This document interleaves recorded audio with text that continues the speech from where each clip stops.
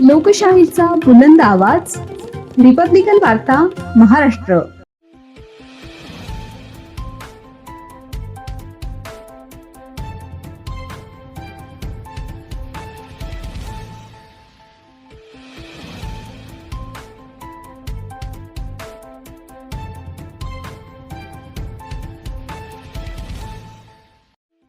जात वैधता प्रमाणपत्राच्या प्रश्नावर कोळी महासंघ आक्रमक. जिल्हाधिकारी नाशिक यांना निवेदन सादर. 20 ऑक्टोबर 2023च्या बैठकीतील निर्णयांची तातडीने अंमलबजावणी करा.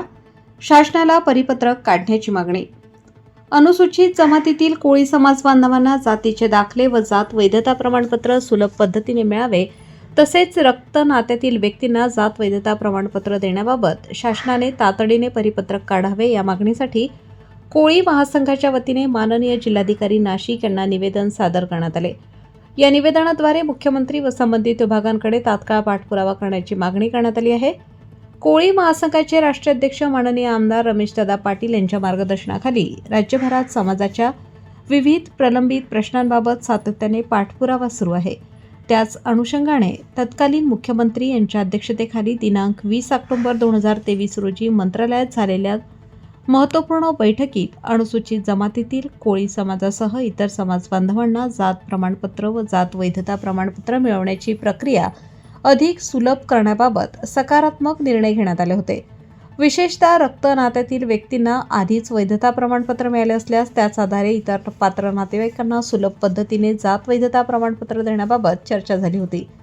मात्र या बैठकीला जवळपास 2.5 वर्षांचा कालावधी उलटूनही संबंधित निर्णयांची प्रभावी अंमलबजावणी झालेली नसल्याने समाजामध्ये नाराजीचे वातावरण निर्माण झाले आहे.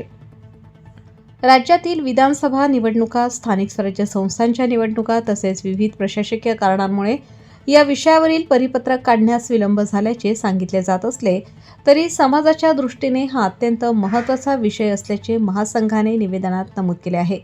सध्या हजारो विद्यार्थी शैक्षणिक प्रवेशासाठी, तरुण नोकरीसाठी तसेच विविध शासकीय योजनांचा लाभ घेण्यासाठी जात वैधता प्रमाणपत्रांच्या प्रतीक्षेत आहेत. अनेक प्रकरणांमध्ये एकाच कुटुंबातील काही सदस्यांकडे जात वैधता प्रमाणपत्र असतानाही इतर सदस्यांना पुन्हा संपूर्ण प्रक्रिया पूर्ण करावी लागत असल्याने वेळ, पैसा आणि मानसिक त्रास सहन करावा लागत आहे. त्यामुळे शासनाने तातडीने धोरणात्मक निर्णय घेऊन प्रक्रिया सुलभ करावी अशी मागणी करण्यात आली आहे.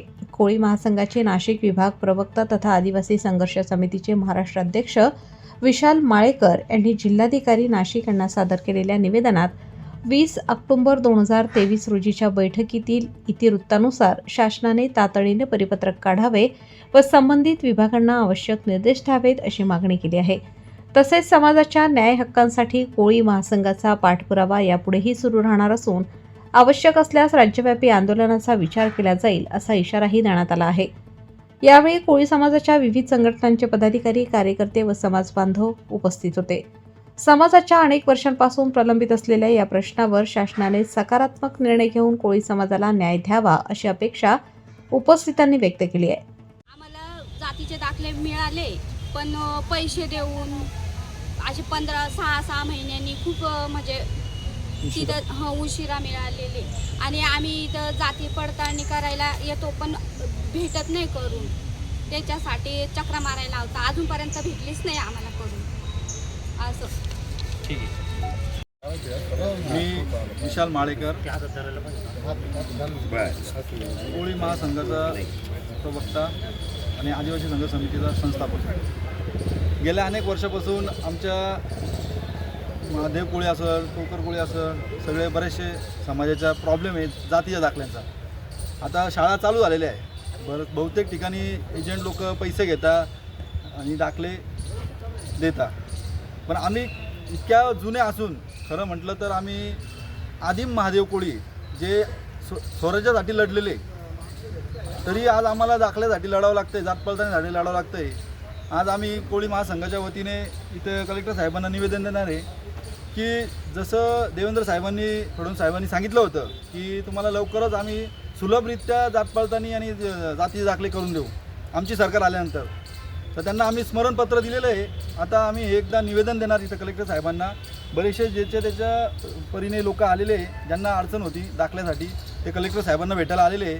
आमचे पिटे सर आहे, गांगुडे सर आहे, अजून बरेचसे आमचे सगळे आलेले.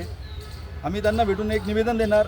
जर का लवकरात लवकर जर याच्यावर तोडगा काढला नाही तर संपूर्ण महाराष्ट्रभरातून महादेव कोळी सगळा समाज हा रस्त्यावर उतरून आचारसंहिता संपल्यानंतर एक मोठं जन आंदोलन इथे उभा करेल आणि सर्व कलेक्टर जे आपलं आहे कलेक्टरला निवेदन देऊन आज पुढे आम्ही जाणार.